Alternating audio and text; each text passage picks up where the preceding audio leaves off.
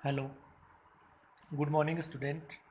Bright online class में आपका स्वागत है।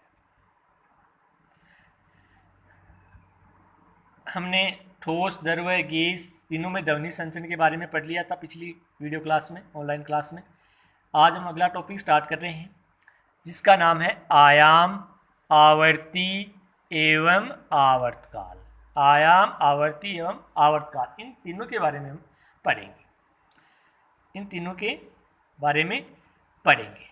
अब देखो यहाँ पे एक चित्र में दिखाया गया है कि एक जो वस्तु है, यानी मान लीजिए कोई तार है, ये तार है, दो सिरों से इसको जोड़ा गया है। ये इसकी जो माध्य स्थिति है, मध्य वाली स्थिति है, इसको ओ से प्रदर्शित किया गया है। किससे? माध्य स्थिति, या जो मध्यम की जो स्थिति जिसको हम कहते हैं, इसको ओ नाम दे दिया। अब इस तार को यूं ऊपर की पकड़, ऊपर बीच में से इसको पकड़ के अगर छोड़ते हैं तो ये तार क्या करेगा? ऊपर नीचे क्या करेगा? कंपन करेगा। क्या करेगा? ऊपर नीचे कंपन करता है। और कंपन करेगा तो उस कंपनों के कारण क्या होगी? ध्वनि उत्पन्न होगी। क्या उत्पन्न होगी? ध्वनि उत्पन्न होगी। यानी ओ बिंदु से, यहाँ से कंपन ओ से ए से ओ से बी, और यानी इस प्रकार से। तो देखिए चित्र के अनुसार कंपन कर रही वस्तु अपनी माध्य स्थिति ओ से, ये होगी इसकी माध्य स्थिति ओ से अधिकतम विस्थापन ए की स्थिति पर जाती है। अधिकतम विस्थापन की स्थिति ए पर जाती है, यानी ओ से कंपन करती हुई अधिकतम विस्थापन ए पर जाती है, तथा पुनः ओ पर आते हुए नीचे की ओर अधिकतम विस्थापन, अब फिर वापिस ए से वापिस ओ पे आती है, ओ से नीचे की तरफ अधिकतम विस्थापन बिंदु बी तक जाती है, और फिर वापिस ऊपर की ओर गति करती हुई पुनः ओ पर जाती है। और इस प्रकार से जब पुनः वापिस ओ पे आ जाती है तो एक कंपन पूर्ण हो जाता है। एक कंपन पूर्ण हो जाता है। अब देखो यहां से इस प्रकार से भी समझ सकते हैं, यानी ए बिंदु से ओ पे, ओ से बी से पुनः वापिस ओ, और वापिस ए पे आ गई। यानी इसका मतलब हो गया कि एक चक्कर उसने पूरा कर लिया, यानी एक कंपन उसका पूरा हो गया।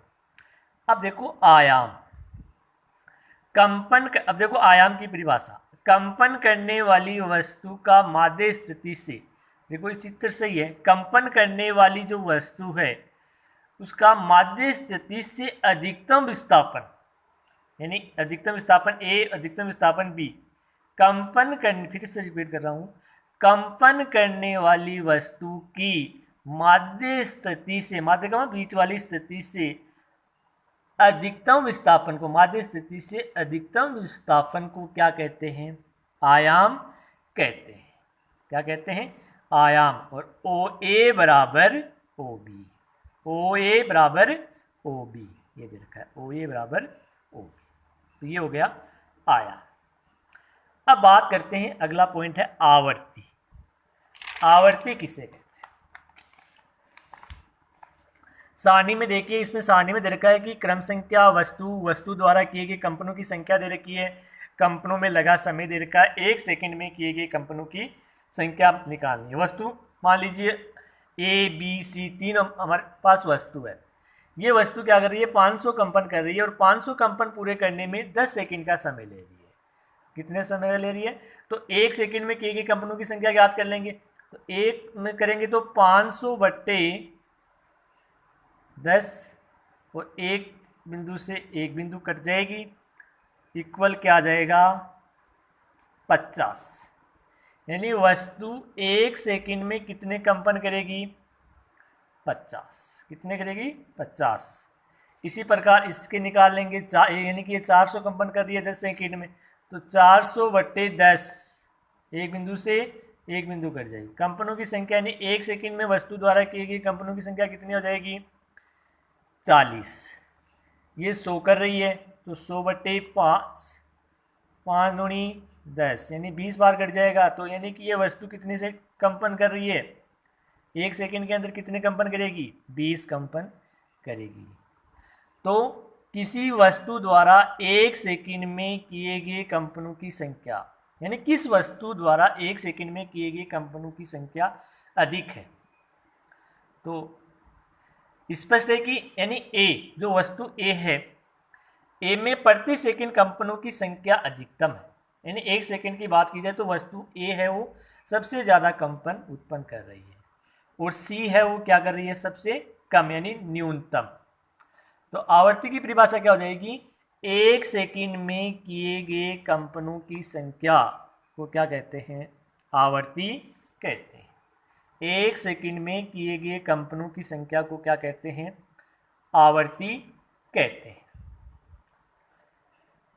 आवर्ती का मात्रक, आवर्ती का मात्रक, आवर्ती का मात्रक होता है कंपन प्रति सेकंड। आवर्ती का मात्रक प्रति कंपन प्रति सेकंड होता है, जिसे क्या कहते हैं, हर्ट्ज HZB कहा जाता है। ये आपको याद रखना है कि आवर्ती का मात्रक क्या होता है। तो आप बताओगे कि कंपन प्रति सेकंड या इसका मात्रक, ऐसा ही जो मात्रक होता है ऐसा यूनिट में इसको हर्ट्ज HZB कहा जाता है। अब इसमें आवर्ती ज्ञात करने का सूत्र, जैसे इस टेबल में हमने निकाला था कि एक सेकंड में किए गए कंपनों की संख्या निकाली थी, तो एक सेकंड में किए गए कंपनों की संख्या को क्या कहते हैं, आवर्ती कहते हैं। और आवर्ती बराबर कंपनों की कुल संख्या, यानी कि कुल कंपन कितने किए और कंपनों में लगा समय। ये आपको सूत्र आपको याद करना है कि आवर्ती ज्ञात करने का सूत्र क्या होता है, आवर्ती बराबर कंपनों की कुल संख्या बटे कंपनों में लगा समय, यानी कि 10 सेकंड में 20 सेकंड में कितने कंपन किए उनकी संख्या बटे कितना समय लिया गया वो। तो ये हो गया आवर्ती ज्ञात करने का सूत्र। उसके बाद में कंपन काल या आवर्तकाल। कंपन काल या आवर्तकाल किससे कहते हैं। अब देखो, एक सेकंड में किए गए कंपनों की संख्या तो आवर्ती हो गई थी। अब एक कंपन करने में लगे समय को, यानी एक कंपन पूरा करने में जो समय लिया जाता है उस समय को क्या कहते हैं, आवर्तकाल कहते हैं। क्या कहते हैं, आवर्तकाल कहते हैं। और इस आवर्तकाल को कैपिटल टी से लिखा जाता है। किससे लिखा जाता है, कैपिटल टी से लिखा जाता है। और आवर्तकाल का जो मात्रक होता है, आवर्तकाल का मात्रक क्या होता है, सेकंड होता है। क्या होता है, सेकंड। इसकी परिभाषा देखिए, एक कंपन करने में लगे समय को क्या कहते हैं, आवर्तकाल कहते हैं। एक सेकंड में एक कंपन करने में लगे समय को क्या कहते हैं, आवर्तकाल कहते हैं। और आवर्तकाल का जो मात्रक होता है वो क्या होता है, सेकंड होता है। अब आवर्तकाल और आवर्ती में संबंध क्या है, दोनों के बीच रिलेशन क्या है, दोनों के बीच संबंध क्या है। तो आवर्तकाल एवं आवर्ती एक दूसरे के व्युत्क्रम होते हैं, एक दूसरे के समानुपाती न होकर क्या होते हैं, व्युत्क्रम होते हैं। अर्थात आवर्तकाल बराबर 1/आवर्ती, यानी आवर्तकाल होता है वो आवर्ती के क्या होता है, व्युत्क्रम होता है। तो आवर्तकाल बराबर 1/आवर्ती। ये हो गया आवर्तकाल ज्ञात, यानी आवर्तकाल और आवर्ती में दोनों के बीच संबंध क्या होता है। तो इसमें आपको ये भी याद करना है कि दोनों के बीच जो संबंध होता है वो होता है आवर्तकाल बराबर 1/आवर्ती। तो ये आपको आयाम की परिभाषा याद रखनी है, आवर्ती किसे कहते हैं उसकी परिभाषा आपको याद रखनी है, उसका मात्रक क्या होता है, आवर्ती ज्ञात करने का सूत्र क्या होता है वो ध्यान रखना है।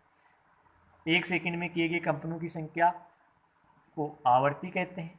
आवर्ती का जो मात्रक होता है वो होता है कंपन प्रति सेकंड, या इसका जो ऐसा ही मात्रक होता है वो होता है हर्ट्ज HZ। आवर्ती बराबर, यानी आवर्ती ज्ञात करने का जो सूत्र है वो होता है कंपनों की कुल संख्या बटे कंपनों में लगा समय। आवर्तकाल एक कंपन करने में लगे समय को क्या कहते हैं, एक कंपन करने में लगे समय को आवर्तकाल कहते हैं। इसको टी से लिखा जाता है और इसका आवर्तकाल का जो मात्रक होता है वो क्या होता है, सेकंड होता है। और आवर्तकाल और आवर्ती के मध्य जो संबंध होता है वो ये होता है आवर्तकाल बराबर 1/आवर्ती, यानी आवर्तकाल आवर्ती की क्या होता है, आवर्तकाल और आवर्ती एक दूसरे के क्या होते हैं, व्युत्क्रम होते